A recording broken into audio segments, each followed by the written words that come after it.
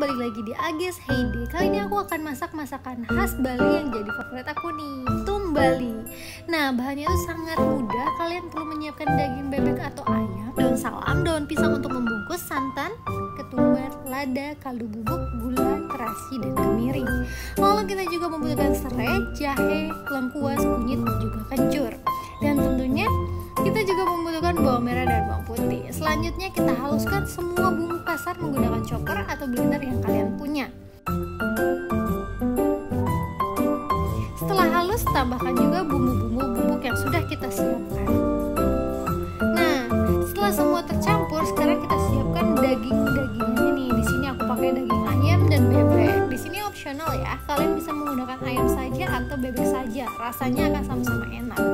Setelah ini kita haluskan daging, tapi jangan terlalu halus karena kita mau ada sedikit tekstur. Kemudian lanjut kita masak bumbu yang sudah kita haluskan dengan sedikit. Jika sudah matang dan halus, lalu kita angkat dan campurkan ke dagingnya. Lalu kita tambahkan santan. Jika kalian punya santan instan juga nggak apa-apa. Udah deh, tinggal kita bungkus dengan daun pisang. Dan jangan lupa dikasih daun salam ya, biar wangi. Karena ciri khas tum ini adalah wanginya yang sangat enak.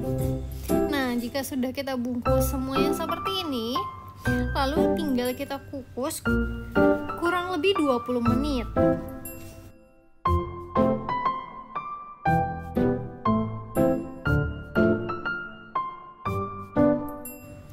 Nah, setelah 20 menit kalian angkat dan siap disantap dengan nasi hangat. Kalian harus coba buat deh, karena setiap aku gak enak makan, aku selalu cobain ini dan buat aku nafsu makan lagi. Setelah kalian coba, dijamin kalian pasti akan ketagihan deh. Karena dengan wanginya yang khas menggugah kita untuk makan lagi. Oh iya, jangan lupa juga untuk subscribe channel ini, like, dan juga komen ya. Selamat mencoba.